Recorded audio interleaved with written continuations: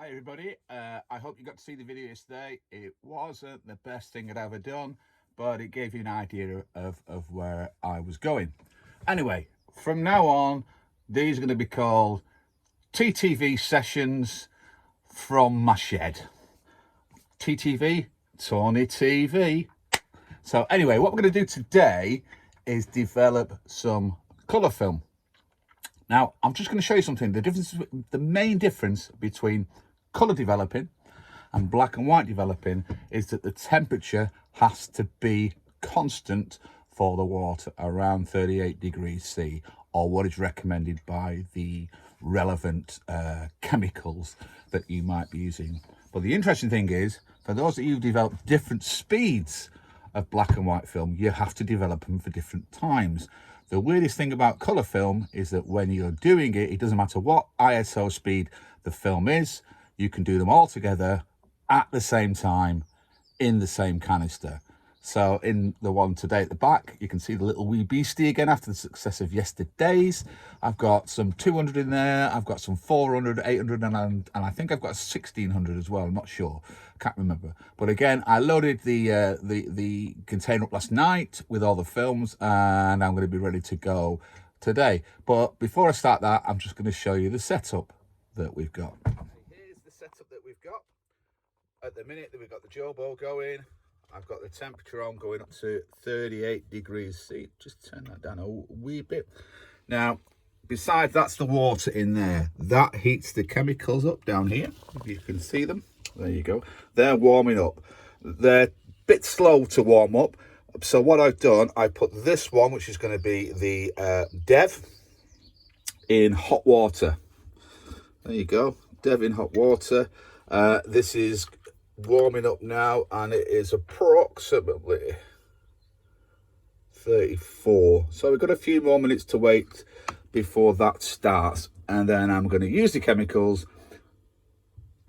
in there, the wee beastie, and we'll be ready to go.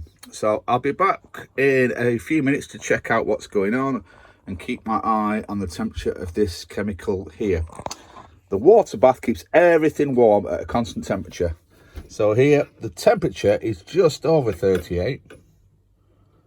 There you go. It's nearly, well, it's about there.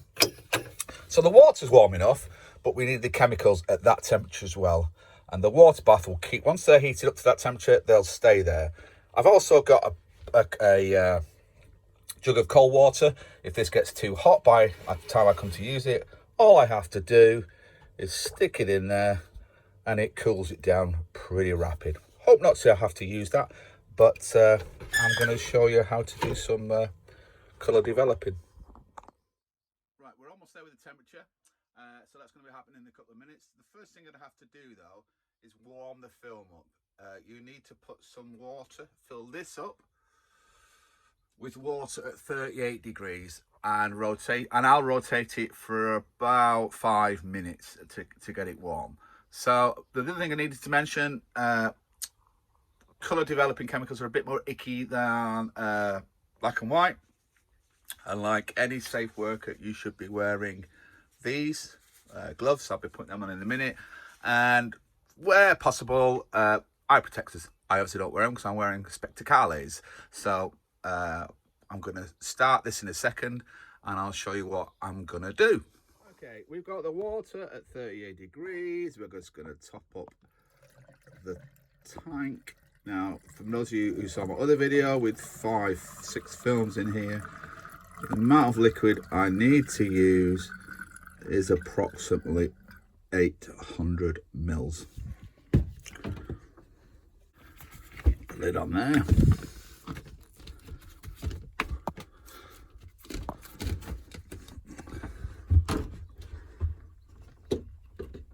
Oh, do you know what I forgot to do?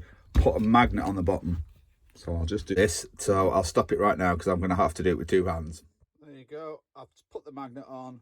Simple mistake. And now I'm going to start rotating this, if I can get this all sorted out. As you can see, the temperature is correct as well in the water.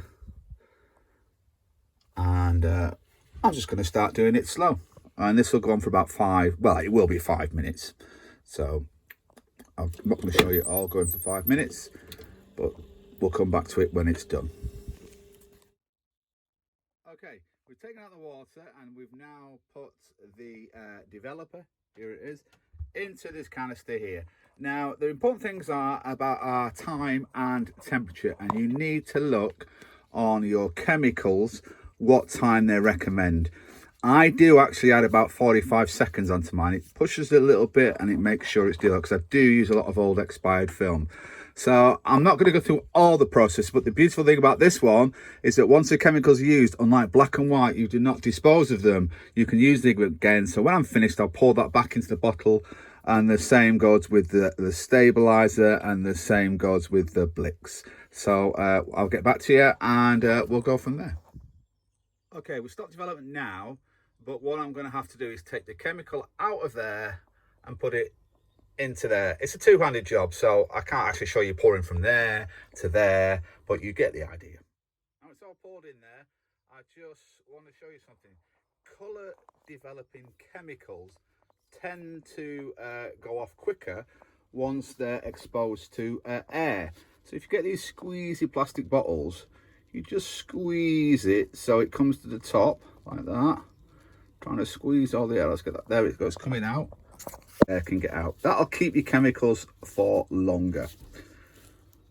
There is a recommended date on chemicals once you open them or mix them or whatever. I found that you look after them, they tend to go for a lot longer. There you go. So the next thing I'm going to do is the Blix, which is this one here, and then I'm going to do the same with the stabilizer. Just 3 chemicals. This one's about 6 minutes and this one's only about 2 minutes. So it's a lot shorter than black and white development as well. So I'll come back to you at the end when we've developed it fully. We're just doing a rinse now. The interesting thing to note is the first 2 chemicals, when you do the developer and the Blix, have to be at 38 degrees. That's give or take a degree. The thing is, when you get to rinsing, this has got to be between 30 and 40. And then when you get to the stabilizer, which is this one here, you can do it between 20 and 30 degrees. One thing I forgot to mention is that you do need to make sure you don't mix your chemicals. I've done that before and that was a disaster, because you have to buy all new chemicals again. So what you need to do is mark up your chemicals. So this is the Blix I've just poured back in the bottle. There's the Blix top, so I don't mess them up, because you can also get cross-contamination from the chemicals as you pour them in and out of the bottles as well.